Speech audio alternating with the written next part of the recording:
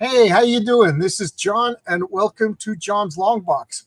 I would just like to say we got Pete Simeti, we got Keir Covington, and we got Ron Geronimo, all of Alterna Comics, and they're all working on the crossover Blood Moon. But before we start, I'd just like to know, Robert, you didn't know this, but we planned. This is an intervention. Pete and Keir and I have been talking about your art is getting out of hand. It's getting too disgusting. Good. And quite frankly, we think you need help, okay? What's going on, Rob? Tell them. I'm just here. I thought we were trying to get Rob an intern. He said Rob needs help. I was like, yeah, he's a busy guy. You know, I could get him some help. He needs help up here, buddy. Messed up again. We can't have him. We can't have him stop doing what he's doing. That's true. See, Pete understands It's the the madness money is maker. important. The madness is the money maker. Exactly. That's where the dollar bills are. Yeah. It's funny that you said I remember back in college days, we actually had like a real philosophical discussion that if, say, like artists, like what's his name? Guy who cut his ear off, Van Gogh. Van Gogh. If antidepressants were a thing at the time, do you think that would stop him from being so creative? Like, all serious, like, do you think madness is part of creativity, or is it a byproduct? Like, it would suppress it. You think so? You need a little twinge. Yeah. A little twinge of madness. Just a little bit. Twinge of madness. So just to want to do this stuff. So speaking of Twins of Madness, that Twins of Madness is the name of the team up book with the Patriarch and King Cryptid. That'll be coming out after Blood Moon. I like that.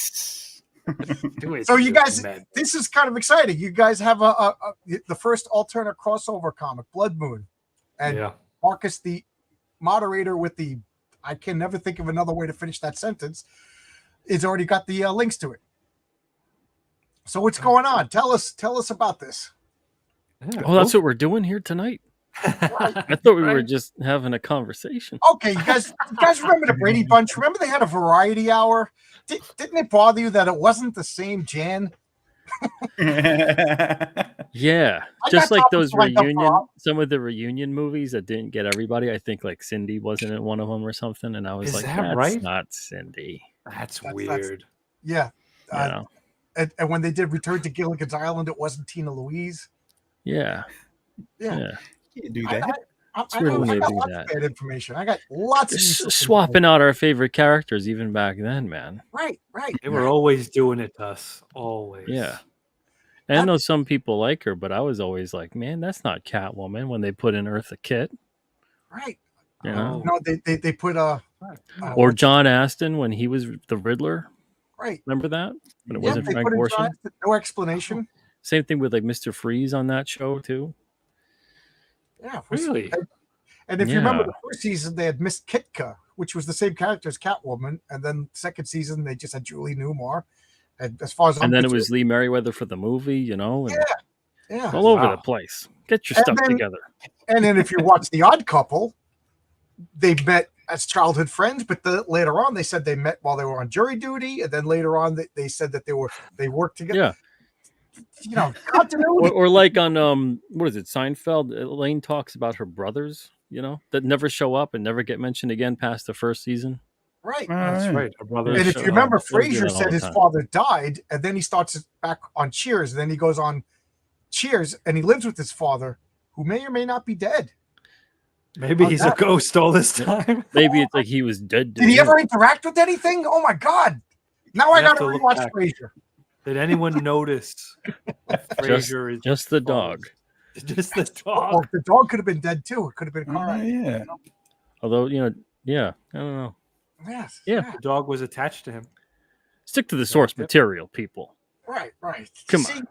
So now I'm not too upset that they just swap out all the gingers in modern comics. You know, there's a precedent. I guess it's weird to ask for continuity and have, you know, I'm a weirdo now. Oh, freaking out Courtney's Fellowship of Oddball. How you doing, Courtney? Long time no see. How you doing, Zid? How's everybody? So, good to see you guys. I can keep this up all night. You know what, Pete? You're probably you could do a whole show. I know. Do a whole show with characters and actors and actresses that got swapped out. I've been watching Dean Martin celebrity roasts Don Rickles outtakes for like the past couple of months. Oh, And, good choice. Yeah, good choice. I think if anybody under 30, if you want to have a heart attack, go on YouTube, type in Don Rickles, and then just watch this guy what he says to like Nipsey Russell and Sanford and Son. The good old days. The good old days when you were allowed to make jokes. It's funny when you were allowed to laugh at each other. Well, they all gave each other the business. You know, that's what made it fun. If I'm not making fun of you, I don't like you. Don Rickles comes out and starts talking, mafia stuff to Frank Sinatra. Frank Sinatra's laughing, and then I don't know, just crack it up. A lot of Irish humor to I can't even think of the guy's name anymore. Making senile jokes to Jim Stewart's face. It's just awesome. Was it Don Rickles with a girl at the restaurant? Yeah, can you do me a favor? Can you just come by, say hi? You know what I mean? It'll look really good. And Frank's like, all right, I'll come over there. And he comes over, he goes, hey, Don. He goes, Frank, can't you see I'm eating here? Don't bother me, huh? Get out of here. That's the best story. I love that story. And Frank Sinatra started cracking up. That's the best story. Don Rickles was on Make Me Laugh. All right, I got to go, guys. I got to go watch this clip. I got to. All right, you don't want to miss it. It's probably new. So Pete's been on here before. Rob's been on here a couple of times before. But Keir, you're new. What do you do? What do? I draw comic books. I'm a comic book artist. Wow. You said it with confidence. I love it. Yeah, I was talking today with my buddy Mike, who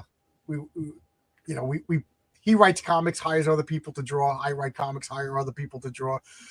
But we were saying, like, do you as a comic book artist, it's a solo activity. You're home by yourself, right?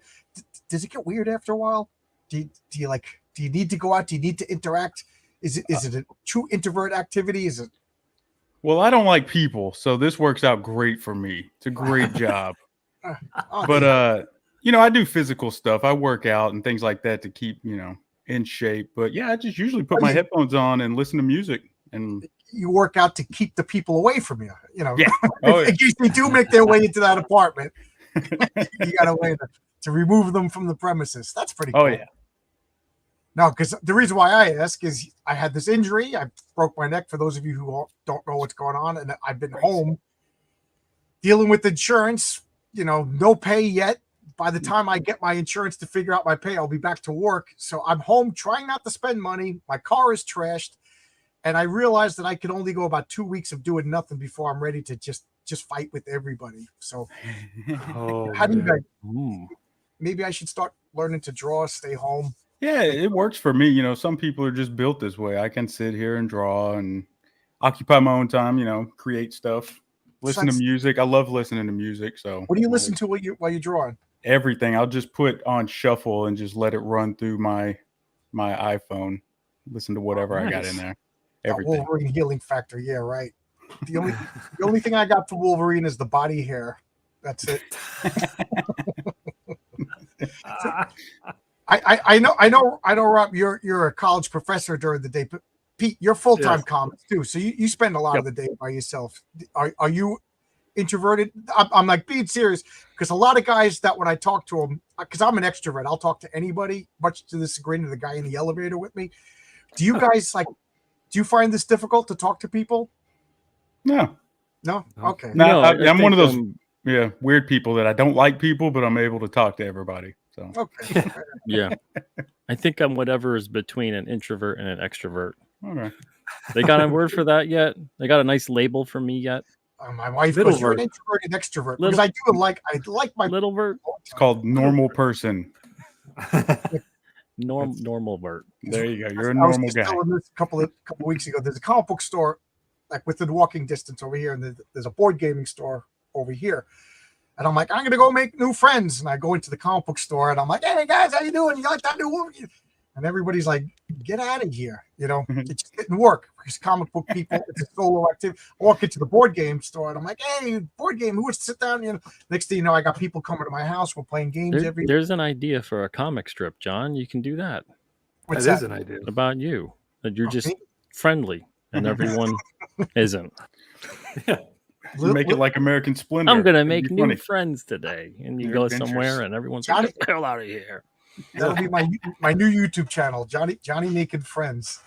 John in New York. Yeah, you'll be watching me getting arrested in different counties. Yeah. Will you be my friend? In Heroic Tales #2, I do have a fake comic strip. Like it's supposed to be like a Sunday, like daily strip, and then a big in color one for Sunday. So I'm putting together a silly comic strip in issue 2 of my comic. Oh, good. That would be fun, and it's good. Kind of inspired by that. So I thought maybe you heard about it. I was like, hey, Pete knows some of my information. No, I just read your mind is all. I got that knack sometime. So you want to talk about comics? Do you want to talk about Frank Sinatra? I'll talk about anything. Do you have any specific questions, John? So I wanted to talk. You got a comic out, Blood Moon, and it is the first time Alterna Comics is crossing over, Jerry. What George Costanza said. Worlds are colliding, Jerry. So how does everybody do this? You got 2 writers, and you got 2 artists really working together, even though one of those is the same guy, right? Because you're a writer and an artist, that are Robert. Oh, right. Yeah. How are you breaking up the chores to do this? Sure. Pete, me, or whoever wants to answer. Okay. I'll monopolize the entire conversation if you let me talk. So I want you guys to talk first. Sure. So I just do what I'm told. That's exactly. That's the first thing I was going to say. I admire that person. Very important. So, Pete and I are developing the story. He's writing the first part, and then I'm writing the second part. But obviously, he and I are going back and forth, developing the overall story and plot and the main beats and everything like that. And we have Christian coloring. He only did the first. It's only the first 5 pages, right? And possibly a couple at the end. Pete. Well, Christian's got the first 3 pages. First 3, excuse me. And then the last 2 or 3. Right, exactly. Yeah. And then the cover, right? And the cover. Yeah. Oh, right. Yeah, he colored the cover. Of course. It's the cover, though. No one. It's just the. Don't get credit for that. Just the cover. And Keir is drawing all the interiors, and then I'm going to be coloring his work so it matches the aesthetic and color palette of Blood Realm, that intense black, red, and white.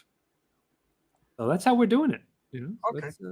You said the first part, the second part. So is this 2 issues, or is this one big oversized? It's a 2-parter in a graphic novel format. If the campaign, if we're lucky enough to have it reach 100,000, we're going to print 2 newsprint issues and then give those to all the physical perk backers for free. It won't be like an added perk. It'll just be like, if we get there and reach that milestone, that would be cool to print that as a newsprint as well. And get that to everybody that backed the campaign. But the way the whole thing came about was I had pitched the whole thing to Rob, because I've always wanted to do some kind of a crossover team up thing, but it just doesn't. It's really difficult to do in an independent creator-owned setting, because you have to know that the characters work, that you could work with the person that's got the characters you want to work with, and that you can also have characters that, I don't want to just do a crossover where it's a nice, fun story. They meet up and that's it. It doesn't matter. Maybe everyone gets their mind wiped at the end of it. Maybe it's a dream, that kind of dumb crap. Well, I don't want to do anything like that. Alternate realities, multiple dimensions. Yeah, nothing like that. I wanted it to matter. Right. And so it's difficult to have that happen too, because some people maybe are like, well, I don't want it to matter. I gotta, what does that mean? Well, so, and it doesn't mean that like our titles are forever intertwined, where like every single thing that happens now we have to like relate to each other's titles. But it's like there's certain things, and the events matter throughout the rest of the series, because there's certain things that carry over. There's certain things we learn about characters and the world and this and that carries over throughout the titles.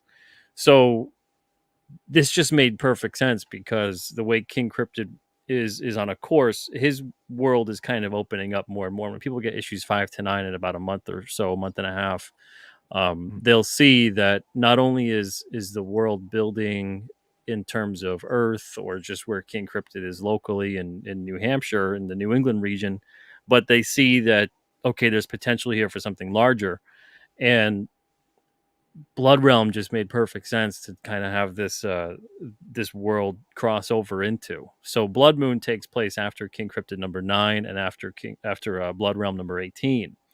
So I'll get to read 5 to 9 first. So you'll read 5 to 9 first, and then you can read 15 to 18 on Rob's campaign first as well, because Blood Moon's not coming out till like next late spring, early summer. Okay, that makes sense. So so you'll get to read them in the order in which the stories flow, and this way you can learn and reference certain things with certain characters. But you don't need to have read any of them, because we're writing it in a way that you can still enjoy the story and you can still get acclimated to who's who, what's what kind of characters are good, bad, etc.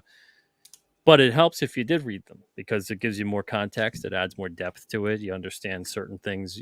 You won't feel like, okay, I got to reference that. I got to go check out that issue that, this editor's note is referencing it towards, because we will have that too.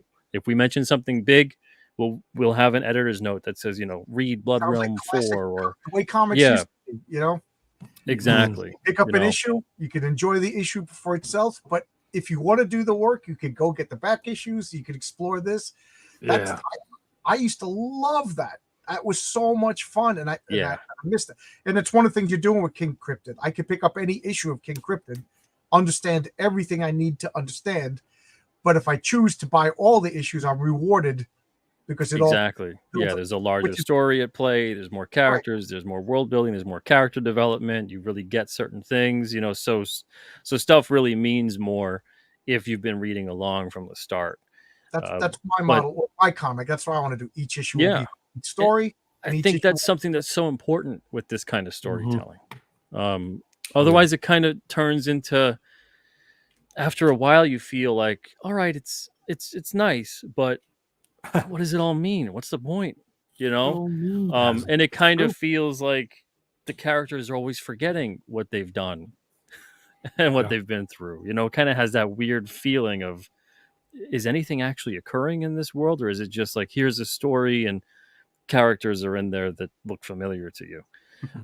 So with Blood Moon, it was really important to have that kind of a thing. So I pitched the whole story to Rob in terms of what I thought we could do, how we could divide it up, get Keir involved, see if we could get Christian involved for a little bit. Because I felt like, okay, once it's in Mordrin, which is the large majority of the story where it takes place, it would look like it's a Blood Realm book. And it's purposeful like that. It's not just the color palette, because, Rob likes that color with red, white, and black and some gray tones hit here and there. It's because Mordrin looks that way for a reason. So King Cryptid will even look that way on Mordrin. He'll have like these shades of, red, black, white, kind of gray. Pretty cool. So and there's certain things that happen because of that. So like King Cryptid gets his power from our moon. Now that's the whole reason it's called Blood Moon, is because on Blood Realm that moon is reddish. When the light is refracted off, it's a red blood moon. This could affect his powers. So it affects his powers. Exactly. And it affects his powers too, not just because see, his powers, and we learn more about this as well throughout the course of the series with King Cryptid, but his powers are affected largely because of the sun's reflection of the light on the moon, and then the moonlight from our sun. So this is different because now this is an alien moon. This is an alien sun. This is a whole different atmosphere. Like, what's going to happen? There's no way on Earth, literally, that you could know what's going to happen. And King Cryptid has no idea what's going to happen. So you could do different things with the character, and it makes sense. Oh, that is pretty cool. Yeah, and so I didn't realize there's different things that take place with that. The Blood Realm is set in Vermont. That explains in fall time. Exactly. In fall time. Northern Vermont, as we know it as the Blood Realm. But that's what's great about it, is the ability to kind of throw in some surprises there and keep the readers on their toes, and then not just in that story as well, but it sets up a lot of different things. I was just talking to Rob today about something I want to do to have the story end a certain way that hopefully when people read that, they go like, oh, I wonder what's going to happen because of that. Right. You know, so there's a bit of a cliffhanger in terms of a setup, but not a cliffhanger in terms of the full story. You get a full complete story, and then there's a little bit of that setup at the end of what's to come. And if people really enjoy the meeting of these two characters, if they enjoy how that plays out, you know, hopefully we can do more things like this in the future and kind of build up organically this kind of universe that crosses dimensions. Like each title is a dimension. Oh, we chased away lost Rob. Oh no! I was about to say, well, Rob's when Rob's moon affects King Cryptid, you better be careful what you're asking, because we already said Rob needs an intervention. So he gets nervous. There he is. Yeah, we were talking about you and your moon, so there you go. yeah, you know, well. So I Crisis.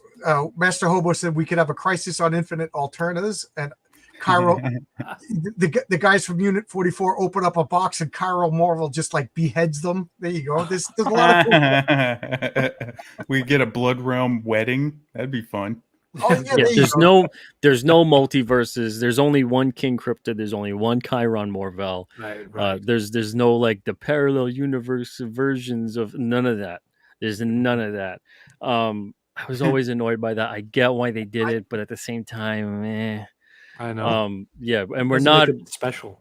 Exactly, and we're not going to reboot anything from this. We're not going to retcon anything from this. None of this is getting remade. None of this is going to be, it was all a dream. None of this is going to be like, okay, well, when King Cryptid goes back to his Earth, he won't remember his time on Mordred. No, none of that.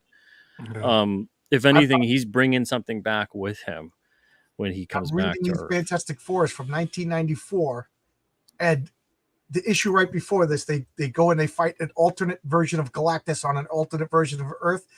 And I'm reading it for the second time now. And even back in 1994, I was like, man, this is so trite. Like, I could care less about alternate Earth. And that was 1994. Yeah, and, you know what I mean? To me, it instantly removes the emotion because you're like, oh, what do I care about these alternate people? Kill them all. Doesn't matter.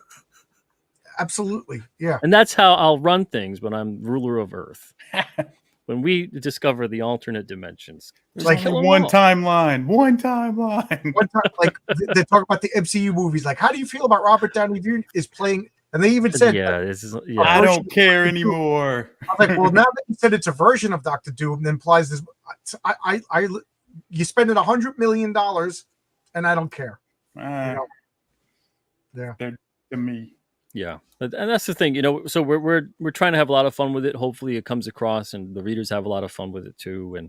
And if we do our jobs right, I think they will. And then they'll read it, they'll enjoy it. And hopefully they want more stories because we already have a couple things we're kind of cooking. We don't want to, really spend too much time on them because first things first, but it opens up a lot of possibilities among crossover stories for the future, but also even just stuff for our own titles. So I can't wait to see how everything plays out. I want it done now. I know there's readers that want it done now, but man, like we've been already living with this for months, so we really want it done now. And I want to see the artwork. I want people to read. It's unfortunately time is slow. Yeah. At the same time, it's too fast. I just can't wait. Take time. King Cryptid. For people who don't know, he encounters cryptid creatures in his world, but I don't even think he's equipped to deal with the nonsense that comes out of Rob Geronimo's mind when he goes to Orville. It's going to be horrifying. Poor King Cryptid has no idea what awaits him. Oh yeah, well, right off the bat when he meets Vargor, right? He's like, "What the hell? Yeah. Who is this guy?" Right. He's like the opposite of why can't I think of his name now? Bob Ross. Bob, happy little flower. Evil little trees. Evil little I watch him doing his little freaking weirdo cards, and it's like, look, I spilt this yellow puke-like paint. Let's put 5,000 eyeballs on this one. Oh, look, yeah. Oh, it's tentacles with feelers. It's an extra mammary gland. There we go. Mammary, it's the engorged. There we go. New monster. Red. Yeah. Perfect, beautiful, excellent. Yeah, beautiful. Yes. I know his art. I get it. Yeah. No, it's true. He's going to be. I just picture Rob like you're prim and proper. You got a suit and tie at work. You know, like I know, right? pulling down like a map. Like here, we got some wonderful. This is the Pieta by Michelangelo, and then he comes home, eats some food, and it's just like. By 10 o'clock at night, he can't even speak English anymore as he's finger painting on like that. I mean, you're not far off. You did pretty well there. I'm actually impressed. And then in the morning, he kisses his wife. Bye, honey. With his nice little lunch bag, goes to work. Start the process. Hey, listen, you got to keep it fresh. You got to. That's how it works. Exactly. Keep. We were talking earlier about how madness and art go together. There we go. So, what about you, Keir? How is the madness in your art? I know you. Only when really. I mean, I like superheroes. I was always into like superhero art, so okay. That's probably what I would draw. But I do like horror and monsters and everything. They're very fun to draw, and you can play with the proportions and really have more fun with it, instead of just drawing the same old like Superman, figure. Monsters are fun. Yeah, but yeah. So you grew up as a superhero fan, like C's or that's. I grew up as an '80s action movie guy, so I'm like Sylvester Stallone. That's where I grew up. Like my parents were horrible; they let me watch all that stuff when I was a little kid. So Cobra and like all this stuff I shouldn't have been watching when They sound great. Yeah. So that's what I grew up. I didn't really read comic books, so really, yeah, it's a surprising thing. It just, but I've always kind of drawn and stuff, but I didn't start out drawing comic books. It was just stuff. I always just was like a doodler, but eventually I kind of got into comics. I was like, this is a really good American art form. I got to learn how to do this. Yeah. I know Pete and I talked about this, but I get like, I'm very defensive of comic books. It is like one of the legit American art forms. It like, is, yeah. All jazz, you know what I mean? Comic books. And I get mad when people don't take it seriously. And I'm not joking when I say guys like Jack Kirby belong in a museum. Absolutely. And taught part of art history courses, Yeah. Yeah. So like, I don't know. One of our gifts to the world. Yeah, there you go. Give them back to so I get mad when like Marvel Comics to me is an American institution, and when I see how poorly they're treating their characters that are part of American culture, like Fantastic Four or Johnny Appleseed or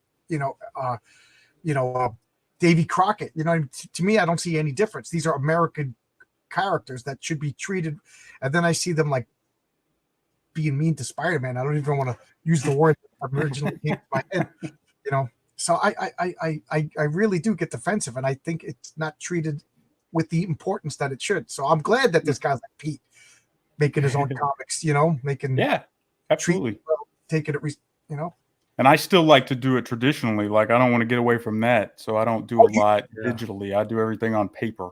Oh wow! With ink. So it's like I want it to be as original as it can be for me anyway. You have a dirty desk like Robert has. Like his is covered in red and like white splatter and stuff. Mine's just got black. Sure a lot of it is ink, to be honest. Yeah, mine's just black. Some of those colors, I have vague ideas of what they really are. He's bloodletting on it. We're gonna get Robert's camera. We're gonna pan back, and there's just gonna be like corpses in the background. It's gonna look like a Jackson Pollock of just blood. Oh my like, God, why you Robert keep draws dabbing from a your butcher brush shop. off screen? Dabbing off It's to Rob's the blood. bottom, and then like you're now, and then like okay. Who does that painting? Saturn devouring his children. Goya. Isn't that Goya? Yeah, right. You're gonna, like as he, we got some red over here, and then you pull back, and he's got like an arm. Excellent. You're gonna be like the art models to be stiff, and the only way hand that comes up and Rob's get down. I love it. Like it. So Rob, when Keir says he draws pen on paper, do you like? All kidding aside, when you do Blood Realm, do you do it digitally, or are you traditional also? I'm traditional too, and if I have to, when I color, that's all digital. But if I have to make some adjustments, sometimes in the art, little things, I'll do that digitally. But it's all traditional. Yeah, it's important. I'll do that too, digitally, like fix things and move things around. But you're gonna get I can't show anything, but you're gonna get like original art when I draw stuff. So Well, like this is it's a shirt, but it's Keir's line art. Right. How insane is that? Yeah, that is cool. That is really cool. Oh, we scared Keir away. That is really cool. There's Vargor on the back. That is awesome. Oh yeah. That's you said that was a shirt. That is awesome because I've been having so much difficulty getting the shirts made the way I want them. Mm. You know, what is that called? Sublimation, ink sublimation. Yeah, sublimation. Yeah. So I finally found a place, but this has nothing to do with anything we're talking about. They want like $300 to deposit to make as many shirts. Well, I got anybody want to buy a patriarch shirt? So I can get the shirts made. Jack Kirby and Steve Ditko belong in art museums. Absolutely. Logic Finest has great comics and should be recommended courses taught in art school. Spider-Man is one of the top 3 most famous superheroes. Yes. Like I said, Spider-Man is a part of American culture the same way like Johnny Appleseed and Davy Crockett and Daniel Boone and other fictional people like Jimmy Carter. He wasn't real, right? that guy wasn't real. Carter, get out of here. So you guys don't see monsters eating children? Me neither. Kirby's unparalleled, this prolific. Yes. So I might as well ask you, who are your inspirations for your art? And Pete, I forget too. You draw too. You know, you're more known as a writer, but you draw too. So I guess whatever. Who do you guys? They're all Here, great artists. Yeah. I always liked Jack Kirby, obviously, for the dynamic and everything like that. And did you always like Kirby though? Because sometimes people don't start liking Kirby till later. Right. Well, when I started, diving into comic book art and what made it, what I liked about it, then I saw Jack Kirby and it was the power poses and all that cool stuff. And then I got into like Jim Lee. I really liked his artwork, the realistic looking stuff. So where'd Rob go? Oh, I just saw this fun feature. And Todd McFarlane and all those, stuff like that. The 80s and 90s comic book art is what I really like. The action, just cool looking comic books. They probably weren't the best comic books, but they looked cool. That makes them the best, if you ask me. If they look, yeah, right. So that's where I kind of gravitated. When I first got into comics, like I would see around like 75, 76. I'm older than you guys. Jack Kirby was already old fashioned at that point, and I didn't like him. It was John Romita and and Sal Buscema and all those guys, and John, and then it wasn't until like I started working in a comic store as a late teen when these guys were talking about Jack Kirby, and I was like, that's old fashioned comics, and I got her talking to, and then buying back issues. So Pete's 100% right. A lot of guys started off not liking Jack because that was like your dad's comics, but man, I am like his biggest, disciple today. Yeah, it was the change from the flat comics to respect. Yeah, the groundwork and everything, but a lot of people that I've talked to, it's like they don't really appreciate and fully understand it till later, right? Especially when you're a creator, and then you learn more about Kirby, and then you're like, this dude did 3 books a month. Right? Did he do that? 3 different books a month. And I think we take a lot of it for granted from our vantage point of having all of this around, So, and it's like he was dealing with it when there wasn't anything to base it off of. It was just you go in there and what are you making? What are you creating? And he's creating these iconic things that last, and we take them for granted.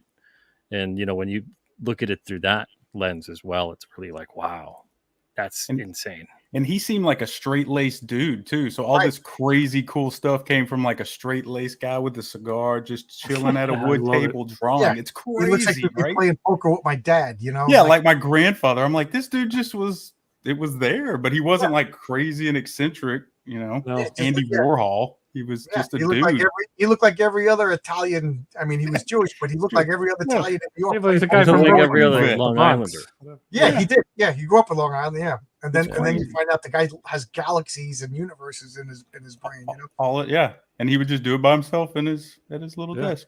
I heard a great story that his wife had to drive him around because he would daydream and get lost. Yeah, I bet. I'm doing that, but I think it's dementia. I don't think it's creativity. I think he just spent so many years cultivating that, so it probably he could never shut it off. Right. And then you see that picture of that like dreary basement with, that art table, and you're like, that table should be in the Smithsonian. I don't know if it is or not, but that's part of American history. If you guys could have your characters made into animation, would you only do so if you could have a hand in the production of it, or would you just let someone else handle your properties? No, I think I know that answer already. Yeah. Never. I don't trust anybody. Well, I'm making this announcement now. There's going to be a Patriarch movie coming out in 2 years, starring Lizzo as the Patriarch. Wow. I'm going to be cashing that fat Good choice. Interesting. Good luck with that. Yeah. Are you body shaming that check, John? When you got a lot of zeros on paper, right? Yeah. It doesn't matter if you're rich. Oh goodness. I know, Pete. You wouldn't let anybody else do King Cryptid, but you're right. At this point, it sends shivers up my spine. I know the idea of it, right? Yeah, been down that road once, and it was with something I didn't even care that much about in terms of comparing it to King Cryptid. Like I cared about it, but like King Cryptid, I think I'd be losing sleep about it for the rest of my life. I'd feel like I handed off my firstborn to a couple of wackadoos. Yeah, you'd have to have full creative control over that project. It would have to be like this really weird, like I would go full tilt about everything I absolutely wanted and make crazy demands and have a crazy price tag on there and see if they do it. And because it would almost be a deal to kind of drive them away. The demands would be so ridiculous. Just make the most insane demands, and then like they say yes, you're like, all right. At least you get everything you want. I think that's what Robert Downey Jr. does. A Hollywood movie, you're telling Robert De Niro what to do, and you're like, I don't know how to direct. All right, let's go. let's drive this train into a building. I mean, there's no way it could really happen, but like King Cryptid is partly he's got because so much stuff has influenced me over the years, but he's partly inspired by characters like Optimus Prime and Lion-O and Wolverine and Beast, and there's all kinds of other characters that go into what has influenced me to kind of create King Cryptid among all the other stuff that has to do with cryptids and the paranormal and literature and everything. But so even if I were to hire someone, if I could just do it all and say, okay, yeah, let's get this and this look and this voice actor or whatever, I don't even think it would happen, because whatever I would want out of it, it's not gonna be something that they're gonna be willing to do. And it just, to me, I'm so not even in the realm of thinking about that. Like, oh, well, maybe one day this will be this. No, I'm thinking like maybe one day I'll get this issue out and that story out and make this character and put that like that. Those are all my, one day I'm going to get to that and I'm going to put this one out and do that. I'm not thinking about movies or animation or video games or whatever. Like, all that's cool, all that's nice, all that's fine and whatnot. But I'm not even looking at that as something that matters in the realm of this. It's the comic for me. I never thought of it either until this put the thought of King Cryptid on old Scooby-Doo, Hanna-Barbera Scooby-Doo. Like, Jinkies, that's the King Cryptid. I like it. Super Friends style. That would be fun. That's different. I like that. I like that. That's better. Let's see. We got this question over here. I've seen a lot of names. First off, thank you all new people for checking out my channel. I thank you for your thoughts on the latest Indiegogo news about campaigns. What's the news? What is it? They said that they're going to do like a verified type. So you know how Twitter, you could get like a blue check mark, and that really is Pete Simeti. It's got a blue check mark. Well, what they're going to do is they're going to give like a verified campaign status. And to keep that and to maintain that, this is what I'm thinking. Correct me if I'm wrong, anybody. But okay, so I'm going to do my next Heroic Tales #2. I don't get any money from my campaign until people start confirming that they're getting Heroic Tales #2 in the mail. And then they release all the money to me. So then that's not going to be a campaign anymore. Then how are you crowdfunding? Right. How does that work? somebody said that on Twitter. They go, well, that's the death. But I think people are. I don't think that's what that example is. That of doesn't sound right. Two bits of information, yell and scream. But what I think what they're trying to do is like companies like Hasbro or Mattel that are big companies that really don't need the money. Like, I don't know. And why are they doing a campaign? Because they are. I mean, I've been hearing from little birds that Marvel and DC are going to be doing crowdfund soon. Established companies are going to. So, how do you destroy billion-dollar companies so fast? I don't understand. They've been around for like 80 honestly, years. I think everybody should do crowdfunding. I know, but these guys. I think even the big companies, even the big creators. I think I'm honestly shocked that there's not more like actors. Like they just had that strike or whatever months ago or a year. I don't know what's time anymore, but they had that big strike about the studios and this and that. Well, just make your own studio. Just crowdfund. Crowdfund your own movie. There's people with no name and no money to that name, and they make their own production company and they make their own independent features and they do their own stuff, and sometimes they're really good. Yeah. And so if you've got a name and you've got money, why aren't you making your own production company? Yeah. Why are you being beholden to the studio system? Because even distribution system, you don't need to. I don't know if you guys ever. My wife is really into that show, The Chosen. That started out as a crowdfunded show. That was a crowdfunded show. And you watch that show, hit. It looks quality. Yeah. It looks as good as anything you'd ever see on HBO or Netflix or anything like that. That was a crowdfunded. So Pete, you're absolutely right. Why are these? Crowdfunding is an option even for TV shows. Yeah. But it's. But you don't think it's a shame that Marvel and DC have to do crowdfunding now? Like, no, I'm interested. It's a different world, right? Yeah. You know what I mean, Pete? Like it's a different landscape now.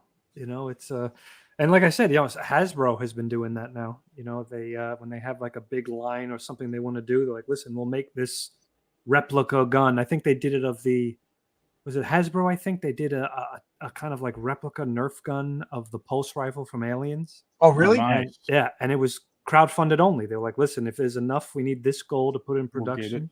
We need to make sure there's enough people who want this, and I think they have them on their website now, because my cousin, he got a couple of them. They come. Like I want one of those. That sounds pretty cool. It looks pretty awesome. Yeah, the pulse rifle. That's great. Like the GI. He did a paint job on it and everything. It looked really wild. I think honestly too. I think this is who it'll hurt the most. It'll hurt the retailer the most. Yeah, because you're cutting out the middleman. Out of business, right? But at the same time, and I mean, people already know my feelings on a lot of distribution in the comics industry and a lot of retail as well. But this is the result of this is what I was talking about years ago. Because when you approach a retailer, most of them are going to want a product that sells itself. They're going to want a product that is so good it sends customers to their store. They don't need to market. They don't need to do direct mail campaigns. They don't need to do anything other than be a store, have the product, make money. There's a danger with that, though, nowadays. Because if you want a product that sells itself, eventually the person or company that makes that product is going to go, why do I need the store? Just have a website and just get a person or 2 or 10 or 20 and have them ship it out. You get more people to see. And then we keep 60 to 65, 70, 80%. Property taxes on or rent or a mortgage on a facility. We could just have a website or utilize crowdfunding or do whatever. That's a good point. We don't have to do all of that stuff and talk and communicate with all these retailers, surrender a massive discount. And then we still wouldn't have the know-how, the control, the information, the awareness to know who's buying it. Is it being properly communicated? Is that retailer doing a good job setting up that product in the store? Are they actually effectively selling it? Are they growing? Because retail needs to go, this is how we say we're worthy of this discount. Not a charity. Not just we get a discount because it's charity. But they got to go, we deserve the discount because we bring you customers. But along the way, it's flipped and it's turned into the retailer going, if you don't bring us customers, we don't want your product. Whoa. Yeah, that's exactly how it's been. Yeah. And that's that's a bad model to follow, because eventually that vendor is going to go, well, don't need you. Goodbye. Logic Finest always has good comments and questions. He says, my only problem with crowdfunding is creators who abuse it, but I'll address that. I can't accept waiting 2 years or longer for one comic book. Something has to give. Yeah. I got something to say about this.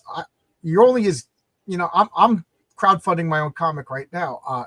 I waited till I was about 85% done before I even started the campaign. I hit a couple of setbacks, but I'm still on schedule. I'm not saying I'm ahead of schedule anymore. I'm saying I'm on schedule, but I'm only as good as my last campaign. You know what I mean? So like I want to try my best to be on schedule, which is to deliver it in October, and then maybe around January start my second campaign. But you guys are going to have that in your mind. This guy was late, or this guy was early. You know what I mean? So in a way, I feel crowdfunding is the ultimate like democratic process in this stuff, because it's up to me. It's nobody else. Completely your choice. If that matters to you, then it matters to you. If it doesn't matter, and I know what you're saying, Logic Finest, but I think that guy's fans don't mind waiting, and if that's the case, then that's fine, because you don't have to back the next campaign, So and I'm not defending. I'm just saying I think his fans don't care, and if his fans don't care, then that's it. Well, it applies to a lot of people within crowdfunding at this point, and it really is. It's up entirely to the people who are backing, right? That's it. Alpha Red Comic asks, has anybody tried crowdfunding on Kickstarter, Indiegogo, and fund my comic simultaneously? I accidentally did. I did fund my comic, and it was supposed to be a 2-month campaign.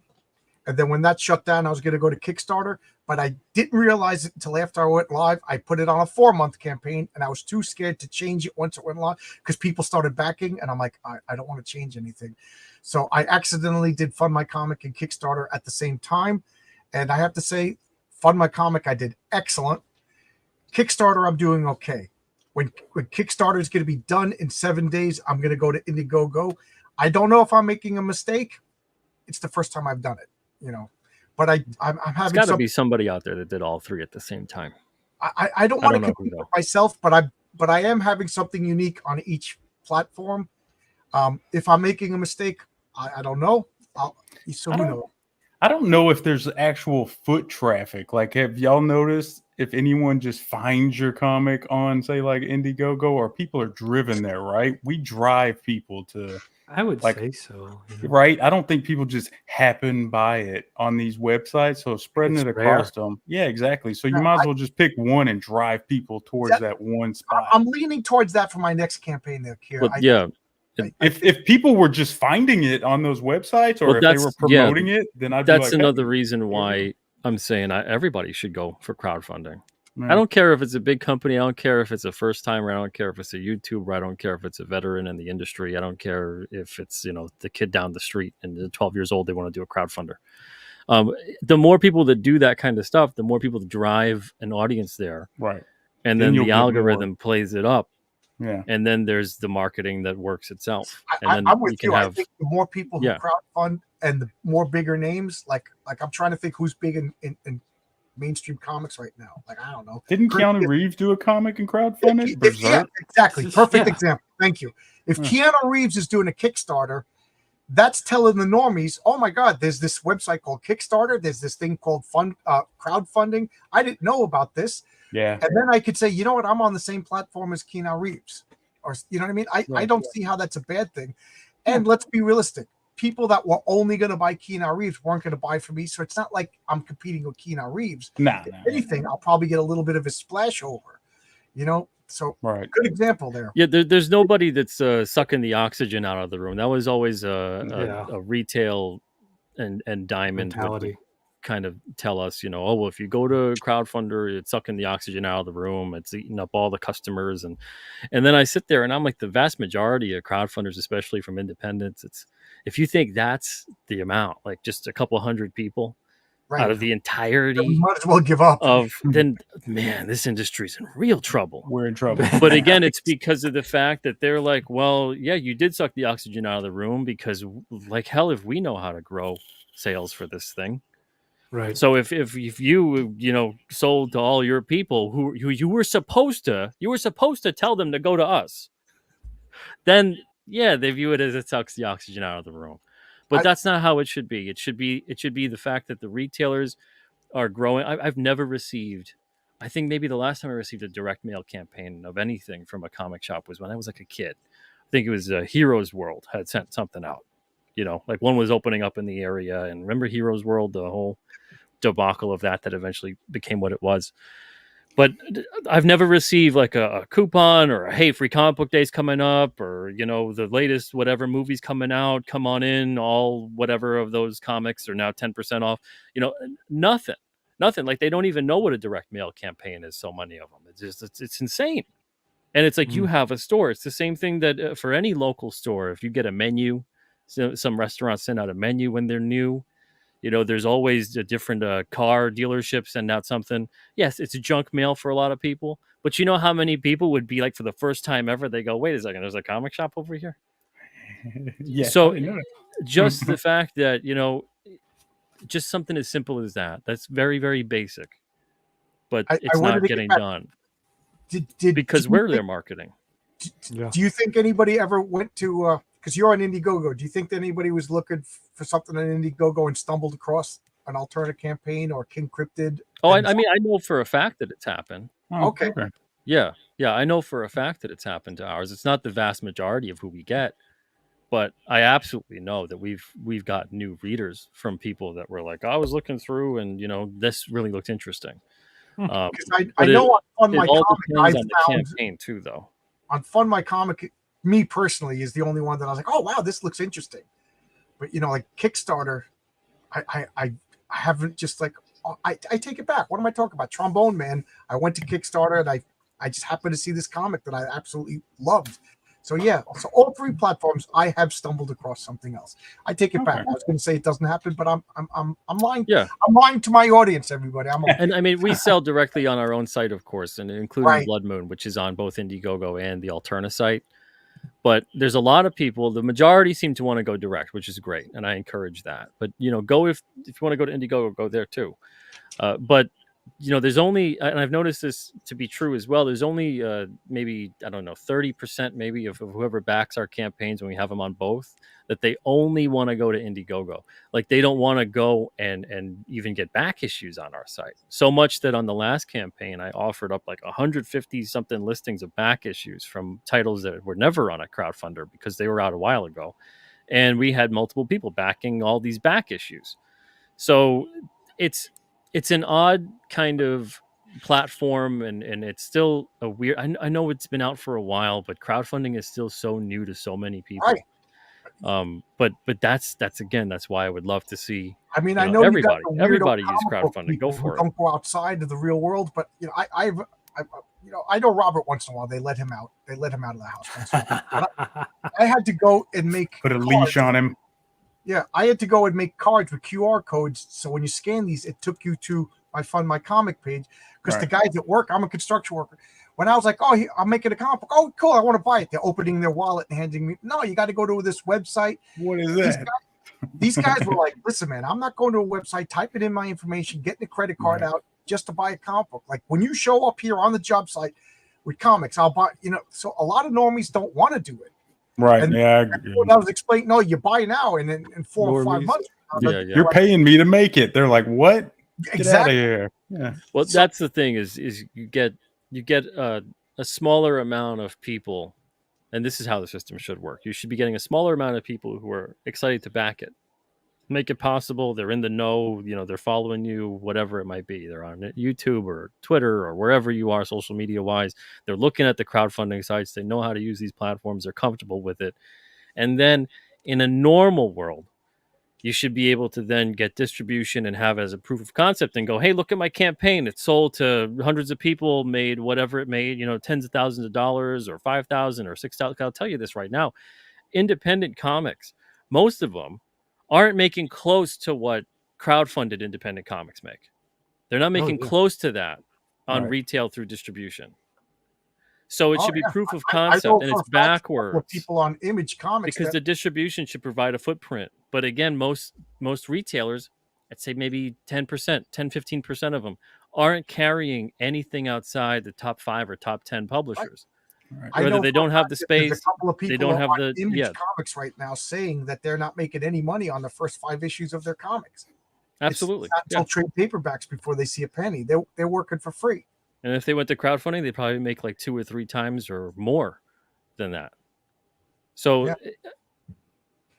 I hate to see people that are kind of trying to dissuade other people who really should or could or want to do this. Now, with that said, it's work. You have to fulfill. You have to figure out someone to fulfill. You have to make sure you're doing what you're doing. You got to make sure you're updating. So if you're late, like right now, I'm a couple months late on King Cryptid, but I'm updating like every week. Sometimes I'm sending 2 updates out a week. I think I got like over 50 updates or something on the King Cryptid campaign now, so people could see various things that are being produced and made and where the book's at and all that stuff.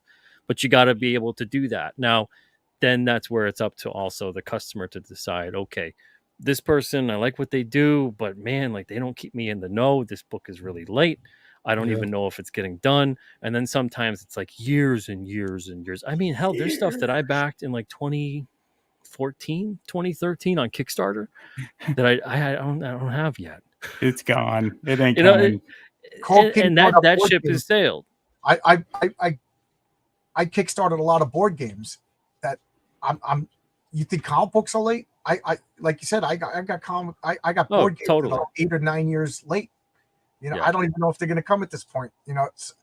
I get discouraged to go and look at stuff that I backed. I'm like, oh my god, that is like 7 years late. And then once in a while, a big box will get dropped off. Shows up. and my wife is like, oh, did you just go buy another book? And I'm like, no, honey, it's like 7 years late. She's like, yeah, right. She doesn't believe me. And I'm like trying to show her, look, I backed this. This was 7 years ago. I paid for this 7 years ago.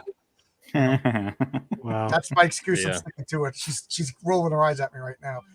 Crazy. And logic furnace, it's not about specific, just expecting long delays as the business model is the issue.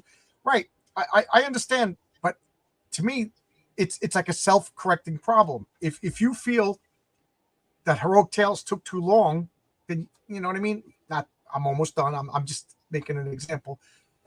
You don't have to back the next issue. You know what I mean? It's to me, I think crowdfunding is like democracy in action. Like I'd like to see like a year from when I like back a project, and then I'll wait a year and get it that time next year. That gives them time to make it and do all this stuff. I could do a year. Seems fine. It depends on are we talking a floppy? Are we talking a 200-page graphic novel? Are we talking a board game? But I'm a weirdo. I'm pretty patient. But but I would like to get the second issue to a multi-part story while I still remember the first issue. Right. I'm 56.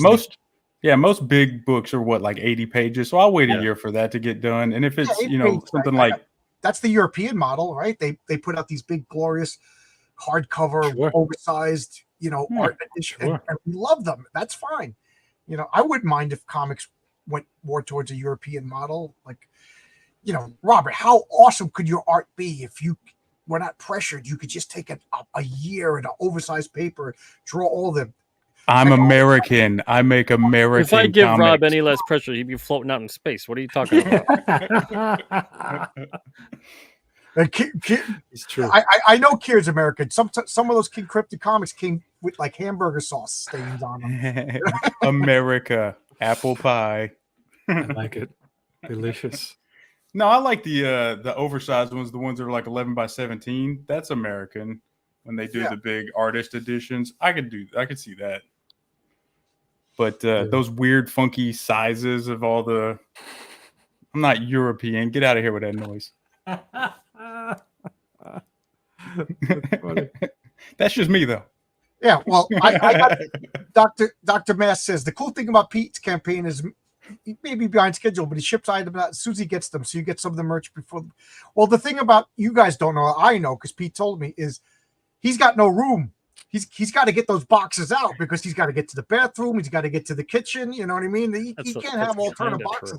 Yes. They got to go. I got to ship them out as soon as they get them. Yeah, I do want to specify though. I ship things out if someone places another order, I ship them stuff out that's in stock. I don't just like every single thing that comes in, I ship them out. I'd be Right. murdered in shipping charges. Oh yeah, that's bad. But like, if you order something and you were waiting on a pre-order, and then you order something in 2-3 months that's in stock, and I already have like the trading card or the sticker or the bag or the whatever it was that you had ordered on the previous order, then I'll ship that out with whatever that was in stock that's getting shipped out to you. But yeah, it's an interesting thing because I don't want to tell anybody how to feel about it, so how anybody wants to feel about crowdfunding or purchasing from a creator or purchasing from a company or a store or whatever, it's entirely up to you. But it's more about the only thing that I would like to see, if I had my druthers about it, would be the fact that I would like to see creators obviously keeping people updated, having the respect for their backers to be like, hey, this is where the book is at now, and that's that. You don't have to be a huge long thing. It could be a paragraph, could be a sentence, could be just, hey, I'm working on page 40 today or something, whatever it is. If I think people like to see that, I like to kind of see that. Absolutely. But at the same time, what do you guys think in the chat? Are you forgiving if the creator says, hey, listen, I got into a car accident, I broke my neck, can I, you know what I mean? Like with that, I don't care if I want my comic, or like, oh, thank you for keeping me updated. How do you guys feel? Most people like honesty. Just be like, this is what we're doing this week, instead of just ghosting people for 2 years. It's like, where'd my money go, bro? Yeah, that's disgusting. Again, I want to hear from you every week. What are you up to? How far along are you with your project? Speak to me. Tell me what's going on. What do you guys prefer? I'm also asking as a first-time creator myself. I don't know the perfect formula yet. Do you guys like once a week update? Is that too much? I like an update whenever there's something to update. Right, that's how I feel. Like if there's nothing going on. And then if there's nothing going on with it whatsoever, at least once a month. At least once a month.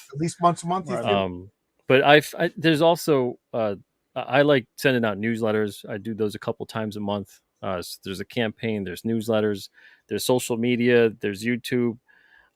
Sometimes I'll specifically email backers if it has to do with something that has to do with their specific perk.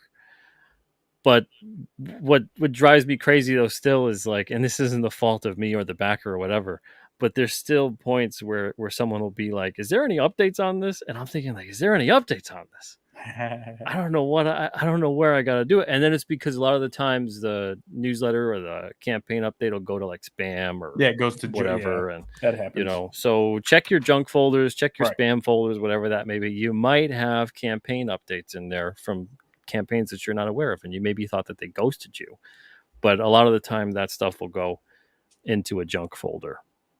We got a question, and I'm going to read it in a funny voice. I don't know if it's been asked, but how did you guys decide on Keir as your artist for the book? I was available. I know they didn't mean it snarky like that, but I couldn't help but read it. So how did you find Keir? I guess is what they're asking. I showed a King Cryptid preliminary thing when I was making King Cryptid, like my very first King Cryptid sketch, and Keir had drawn, like a bunch of people had drawn fan art, and Keir was one of them. Oh, really? And I thought that Keir drew the character better than I could draw the character. So I reached out to him. I saw that he had and this is something that's really important, artists out there, put art on your social media pages. I know it sounds crazy.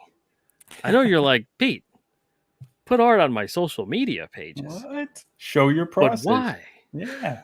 And see, so when I went to his social media pages, I saw he had art and he had sequentials and he had all kinds of different things on there. And so I contacted him based on that.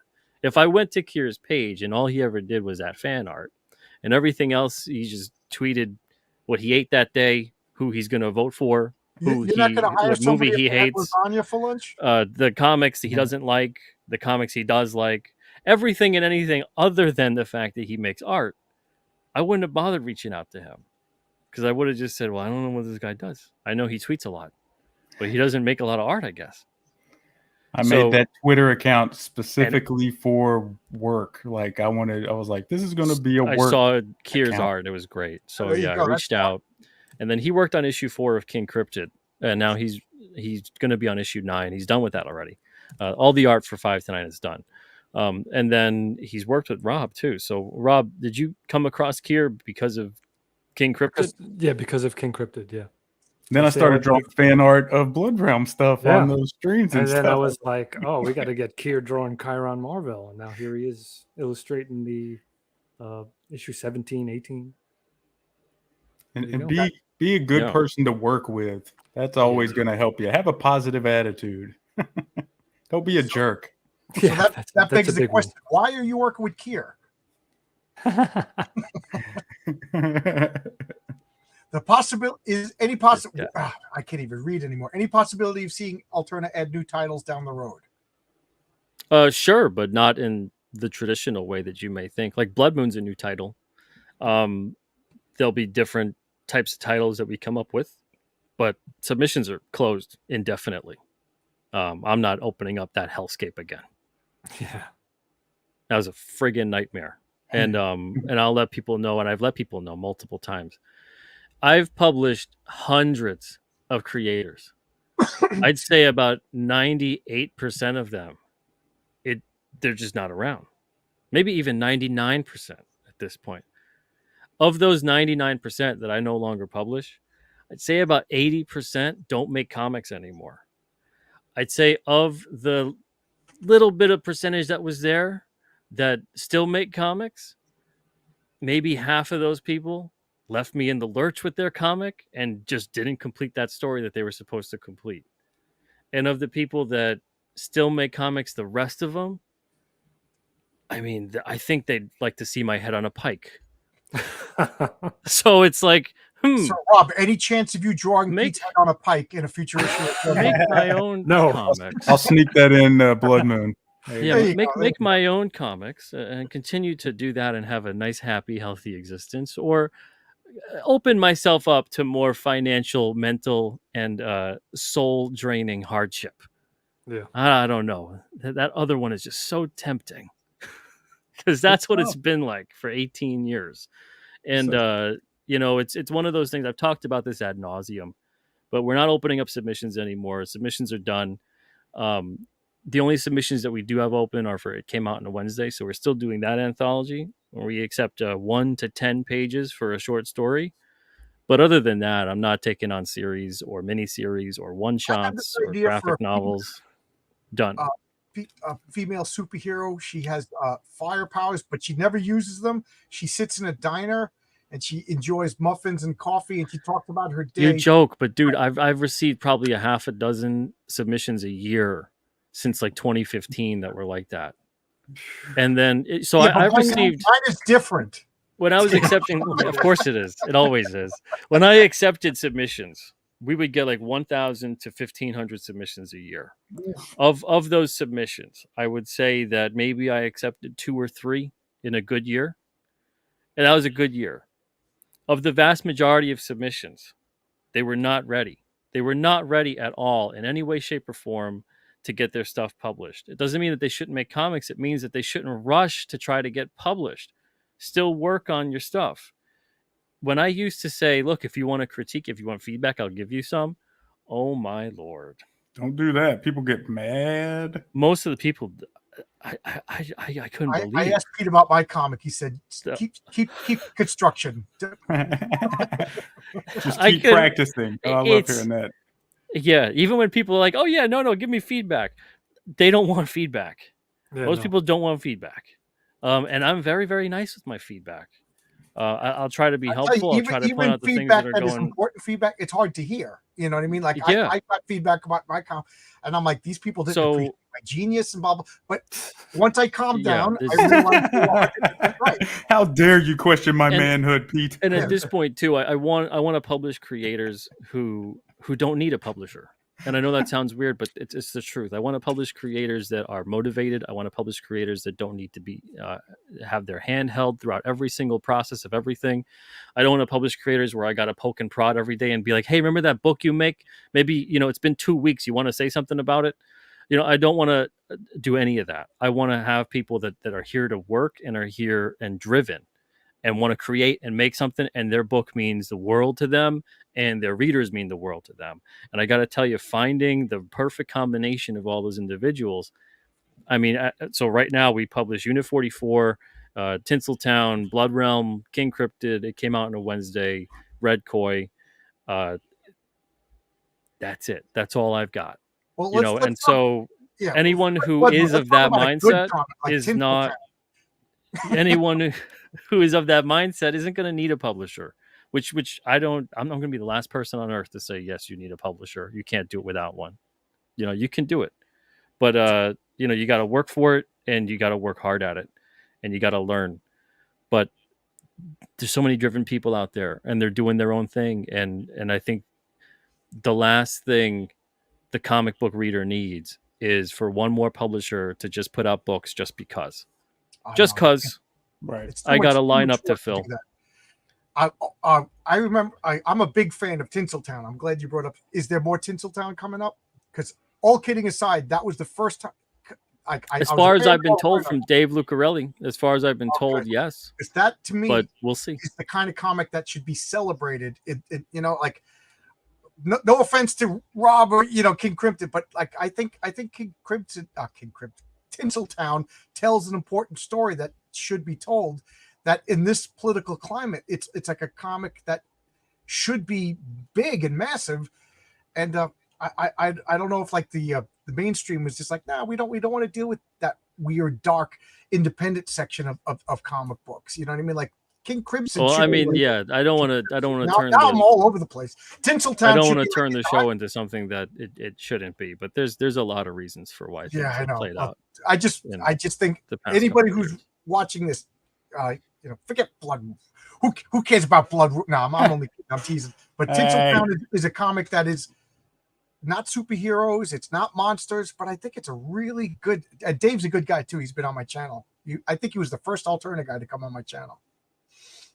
Yeah, it's a good book. Go to Alterna, check him out.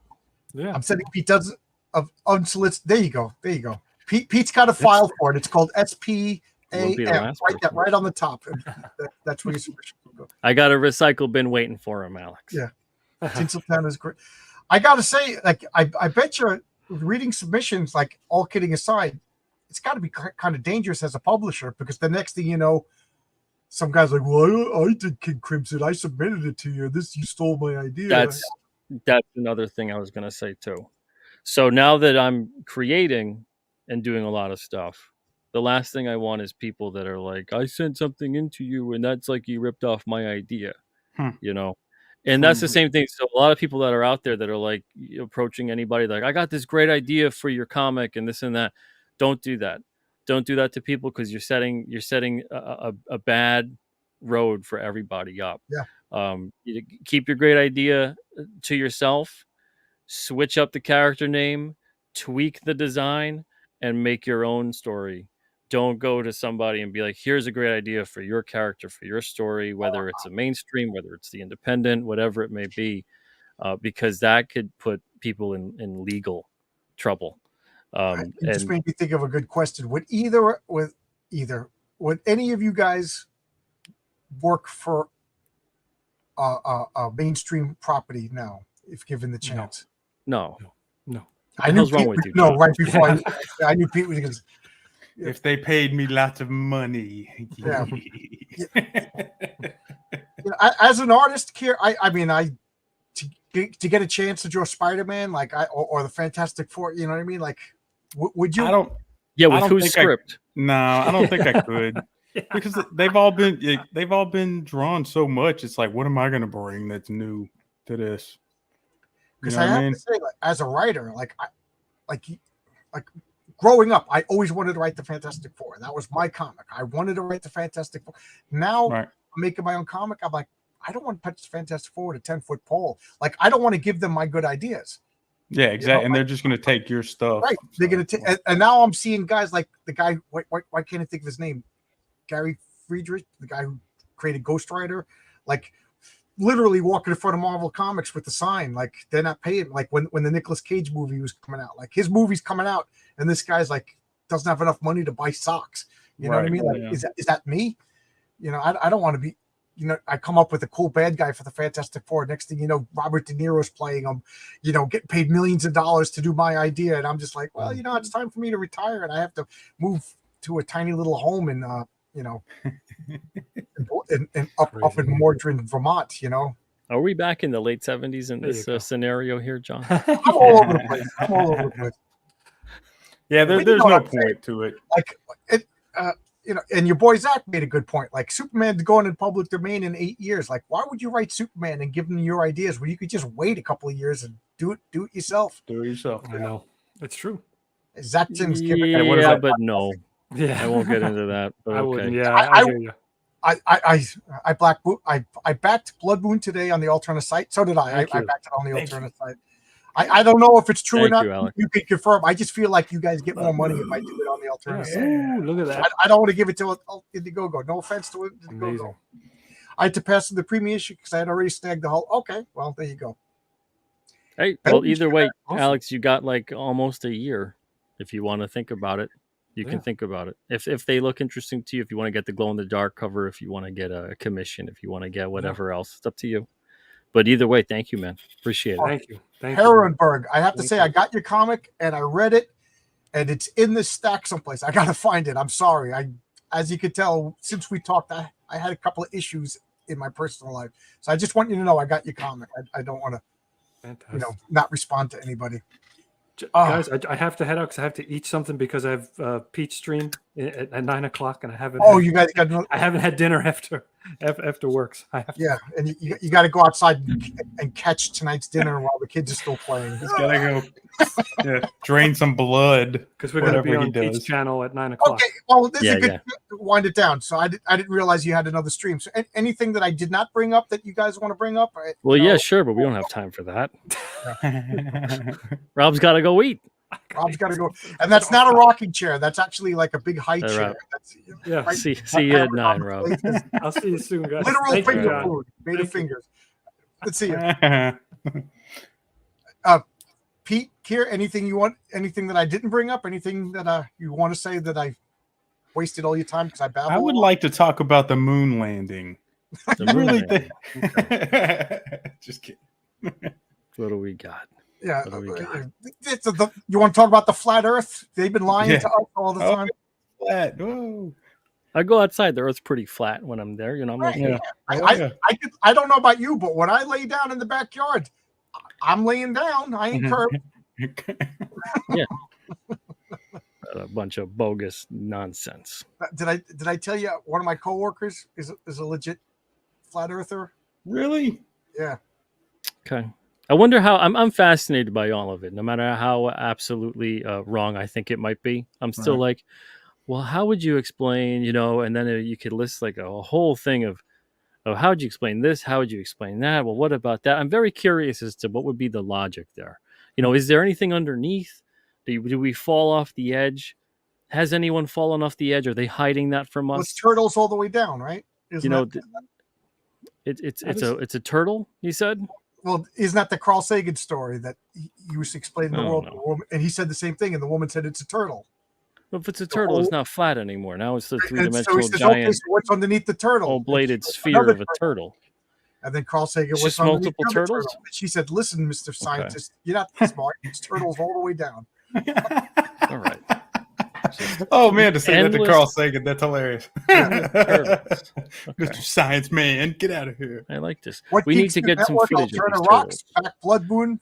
He's going to back Blood Moon on Friday. There you go. And John, when are you getting Heroic Tales? Thank you, man. I'm sticking. My schedule says October, and so far I'm on schedule to be shipping in October. My colorist, his father had a severe heart attack and open heart surgery. So he's going back and forth between his father's house to take care of him. And you know what? He's got to color my comic. I know his dad had to, but 3 more pages. I'm going to be that kind of boss. 3 more pages. No, Daniel said he'll have my last 3 pages done by Friday. His dad had a heart attack. That's why I was ahead of schedule, because I break my neck, heart attacks. You know what I mean? That's why luck favors the prepared. Admiral Byrd flew into the hollow Earth. And Neil Adams flew into the expanding Earth. If anybody gets that joke. Whoa. Right? Neil Adams, the comic book artist, believed that the Earth is expanding. Oh, okay. I think the only thing expanding was his waistline, but the flat Earth is a straw man. It's obvious. There's mountains. Yep. Where does the sidewalk end? Peter looks like Johnny Depp as Hunter S. Thompson. Nice. Hilarious. I'd look like it even more if I had my regular glasses on. You got different glasses on. Your beard is gone. Your long hair is gone. I'm not the only one who shaved. I like it. Yeah. I need the pith helmet. I like that kind of, or like the safari kind of gear. A pith helmet. Didn't you have a pipe? And a pipe. Yeah. And a Hawaiian shirt or something like that. Right. There you go. A whole new persona. Persona. There you go. So I guess we're winding down. I got to eat my dinner too. All right. You guys had another live at 9:00. So I guess we hit all the topics. I know once we start talking conspiracy theories, Pete and I could be here till 3:00 in the morning. Oh yeah. Pete and I could talk all night long about conspiracy theories or the Rat Pack. And you know what? We never know which way it's going to go whenever. So it bleeds in and out. It's good. Let's start a good conspiracy theory about the Rat Pack. Sammy Davis Jr. was an alien. There you go.